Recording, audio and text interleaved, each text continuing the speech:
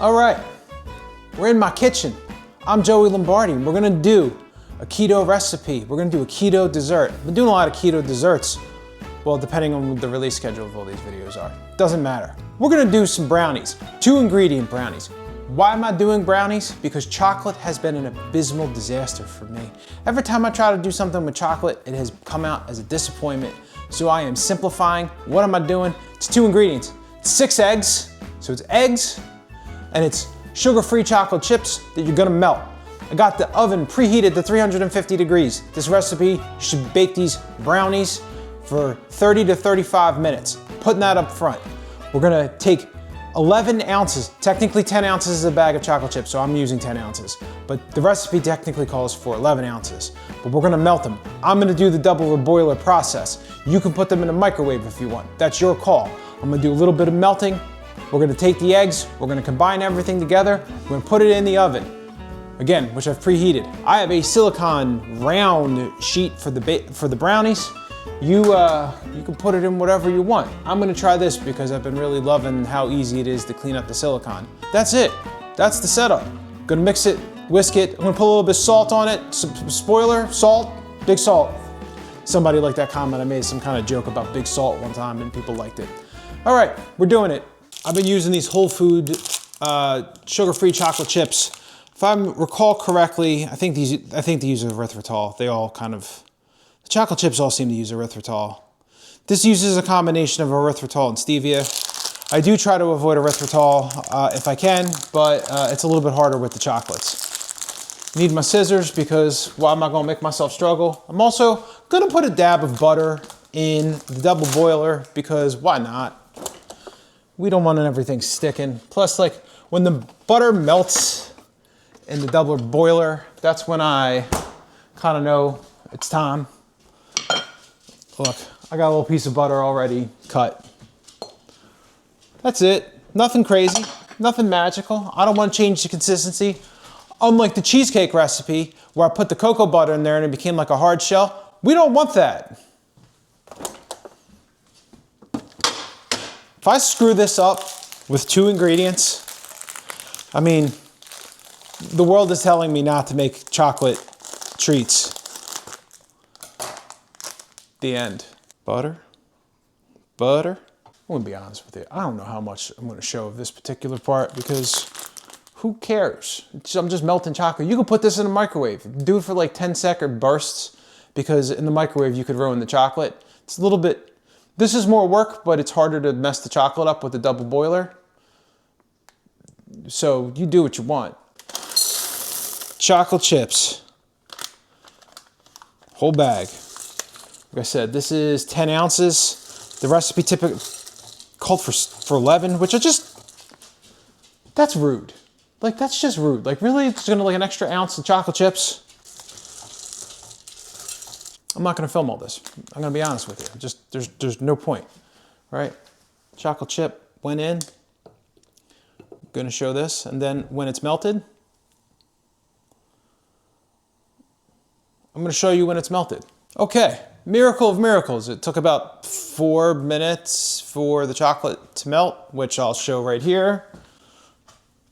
Look how silky smooth. Just gonna put the glass bowl on this cutting board just to be safe. But this is all nice and melted. But I'm gonna give it just a couple of minutes to cool down a little bit so we don't cook the eggs. All right, start cracking.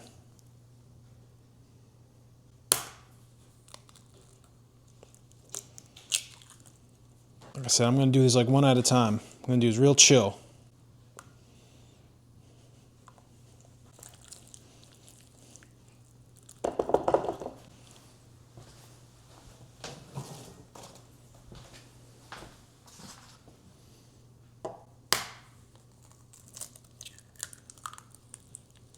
That was the worst crack that I've had on the countertop. So far, that countertop crack method has been like working really good. That absolutely was terrible. And it was my fault. I didn't commit to the crack. That was the problem. I didn't commit to it. I like half-assed it.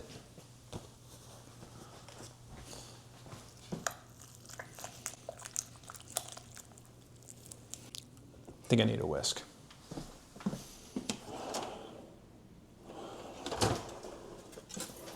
Whisk.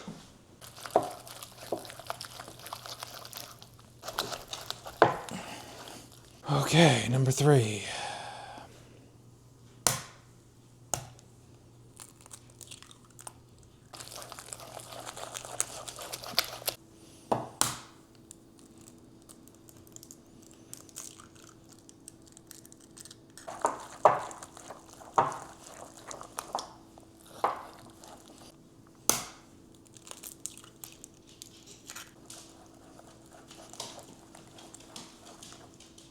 And number 6.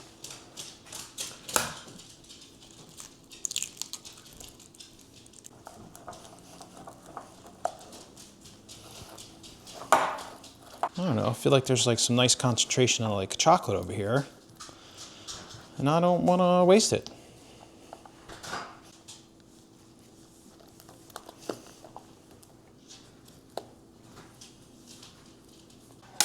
What I did is I just have a baking sheet because these are like flimsy as all hell.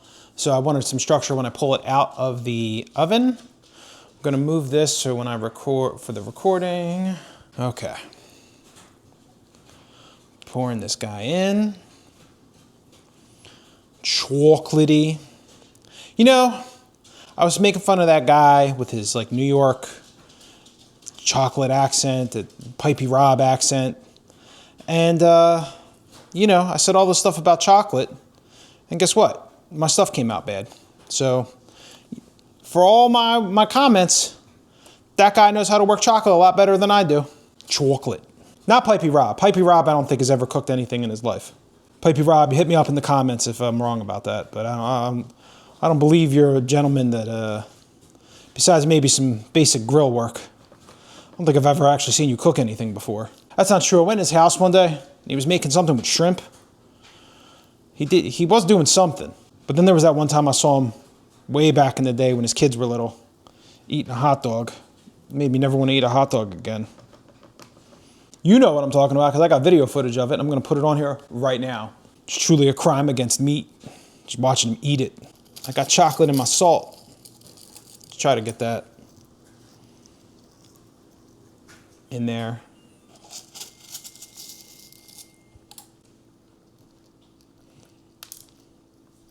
This is Brownies, silicone, little sea salt on top.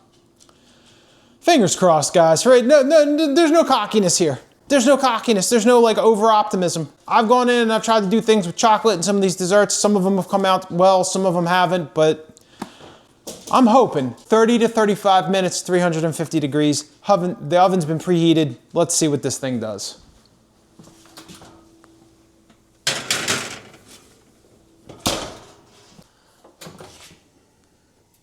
See that? Looking pretty chocolatey.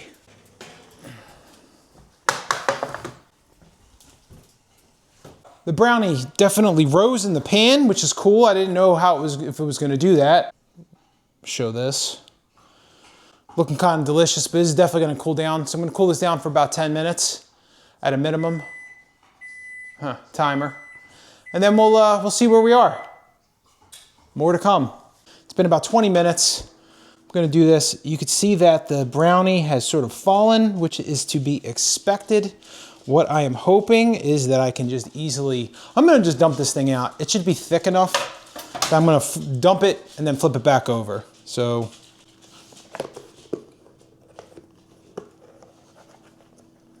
okay. Not too bad. Get my trusty knife. We're going to see. We're going to see if this viral recipe lives up. All right, so let's talk macros for a second. That whole bag of chocolate chips, it's 19 servings. It's about 1,000 calories. So the whole bag. And then 6 eggs, depending on, you know, if they're anywhere from 70 to 90 calories. So I'm going to guesstimate it's about 1,500 calories if you ate the whole thing, which is not great. There's 1 net carb per serving. So for a whole bag of those chocolate chips, and again, there's the erythritol, so it's 5 grams per serving of sugar alcohol. but it's 1 net carb, so it's 20 carbs in totality. I'm not sure if some people say there's like a fraction of a carb in an egg. Do what you want with that. There's about 5 grams of fat per serving. I'll put all the macros on the screen while I'm talking, but you know, if you can get this thing cut down to about 10 pieces, that would be, you know, 2 net carbs for this and about 150 calories. So that's not too bad. So I'm gonna do like cut it like this, this, and then I'm gonna do cubes.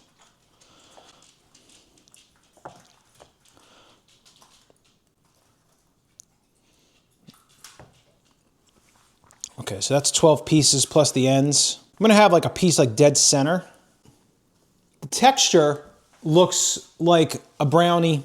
It's fudge, it looks fudgy and soft. It looks like what you would want in a brownie. I hope this tastes good. It's not really sweet. So, you know, when you see these people on like, you know, YouTube and like, oh my God, it's not sweet. It's got good texture. I like that I added the salt. I was a little bit afraid, but in fact, the salt's actually bringing out some good notes. But it actually has a very similar texture to the other recipe that I made with the cottage cheese, the other brownie. So you didn't get away from it. Even if you melted the chocolate and did all the other stuff, you didn't get away from it. I don't know how I feel about this. I think I might have liked the cottage cheese a little bit better because I think the macros might have been a little bit better. There's more protein in it. Don't buy into the hype when all these people are running around saying, oh my God, this is the greatest recipe ever, and you're gonna have fudgy brownies. My dog wants to eat this, but it would kill him because, you know, chocolate. Plus sugar alcohols. Don't let dogs in your sugar alcohol, artificial sweeteners. Why am I talking with my mouth full? Thank you for going on this chocolate journey with me. This is like the 3rd chocolate related recipe that I have attempted, and they've all had their various issues. So, you know, do what you like. Hopefully you learned. There's nothing wrong with this. It just reminds me of the cottage cheese one, and I think the cottage cheese one in general has better nutritional value. So this didn't do the things that I wanted it to do because I thought this was gonna be fudgier and sweeter, and it isn't. It tastes like a souffle, a chocolate souffle. So anyway, thank you for watching this. I'm gonna be back with here's a preview. I'm gonna make crackers out of flaxseed and stuff like that. And this is like the 5th time I've done this. It's coming out really good, and I've been tweaking the recipe and I'm trying to make it better. So I'm gonna do that next. Thanks for watching. Take care.